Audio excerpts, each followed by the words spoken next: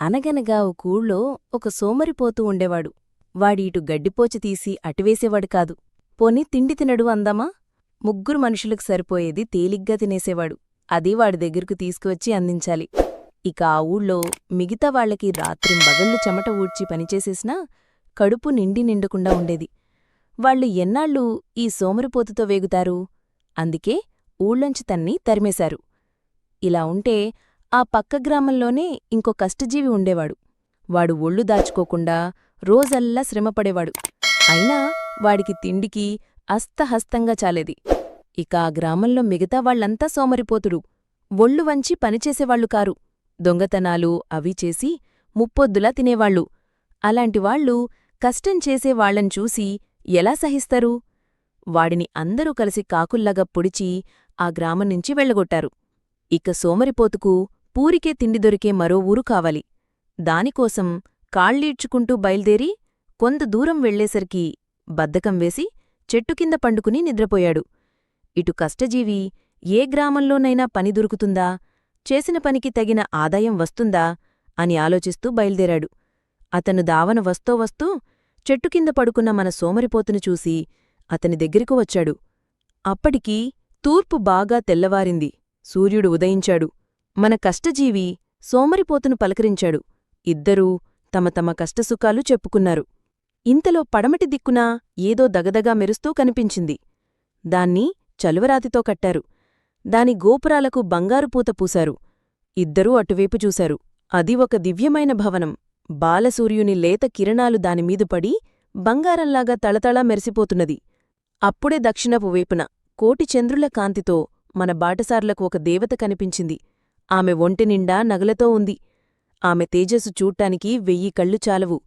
మన బాటసారులు ఆశ్చర్యంతో ఆమె వంక చూస్తూ ఉండిపోయారు. ఈ దేవత ఎవరో కాదు, లక్ష్మీదేవి. ఆమె మన బాటసార్లను చూచి, ఓ బాటసారులారా, నేను లక్ష్మీని. ఆ కనిపించే భవనమే నా ఇల్లు. మీరు ప్రొద్దుకూకే లోపల నా ఇంటికి వచ్చినట్టయితే మీరు బ్రతికి ఉన్నంత కాలము నాకు అతిథులుగా ఉండి భోగభాగ్యాలతో తులతుగవచ్చు అని చెప్పి అంతర్ధానమయింది. కష్టజీవికి ప్రాణం లేచి వచ్చింది. ఇన్నాళ్లు కష్టపడితే పొట్ట నిండలేదు. ఇవ్వాళ్ల ఒక్కనాడు కష్టపడితే ఇక జీవితంలో దరిద్రం ఉండదు కదా అనుకున్నాడు.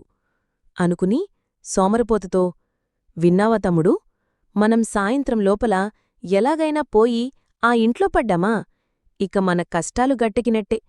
పద, త్వరగా పోదాము అన్నాడు సోమరిపోతుతో. అబ్బో, అట్లా కనపడుతున్నదిగాని అది దగ్గర ఉన్నదనుకున్నావా? ఆమె మాటలు నమ్మి బయల్దెరితే మనం పరిగెత్తలేక చస్తాం. ఎందుకన్నయ్యా వృధా రాయాసం? పరిగెట్టి పాలు త్రాగే కంటే నిలబడి నీళ్లు త్రాగటం మంచిది అన్నాడు సోమరిపోతు. సోమరిపోతుతో వంతు పెట్టుకుని కూచుంటే లాభం లేదనుకుని కష్టజీవి ఒంటరిగా భవనంకేసి నడవసాగాడు. సోమరిపోతుకు కష్టజీవిని చూస్తే జాలివేసింది. ఇంత దూరం ఎట్లా నడుస్తాడా అనుకున్నాడు. ఇలాంటి సమయాల్లో కథల్లో చెప్పిన కీలుగుర్రం దొరికితే ఎంత బావుండును? రివ్వున పోయి ఆమె ఇచ్చే ఆతిథ్యమేమిటో తేల్చుకోవచ్చు కదా అనుకున్నాడు.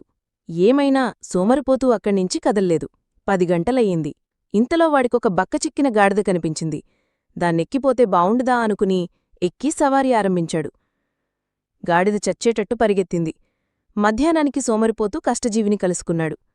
అతన్ని చూసి వికిలిగా నవ్వి గాడిదను బాదుకుంటూ ముందుకు వెళ్ళిపోయాడు.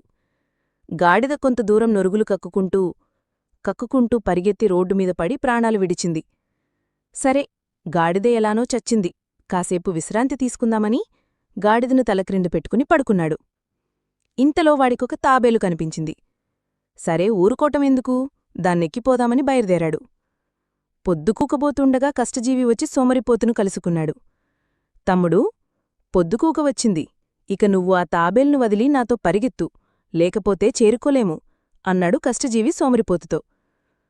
అదుగో ఆ కనపడేదేగా ఇల్లు.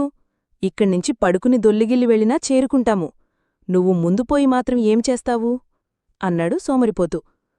కష్టజీవి వీడితో లాభం లేదనుకుని పరిగెత్తడం మొదలుపెట్టాడు.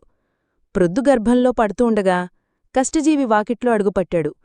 లక్ష్మీదేవి వాణ్ణి ఆహ్వానించి ఇంట్లోకి తీసుకుపోయింది. సోమరిపోతూ తాబేలు ఎక్కి మెల్లగా వాకిటి దగ్గరకు చేరుకునేసరికి తలుపులు మూసుకుంటున్నాయి. తలుపులు తెరవమని దబదబా బాదాడు. మళ్ళా తలుపులు తెరుచుకోనేలేదు. ఛ, అనవసరంగా ఎంత శ్రమపడ్డాను.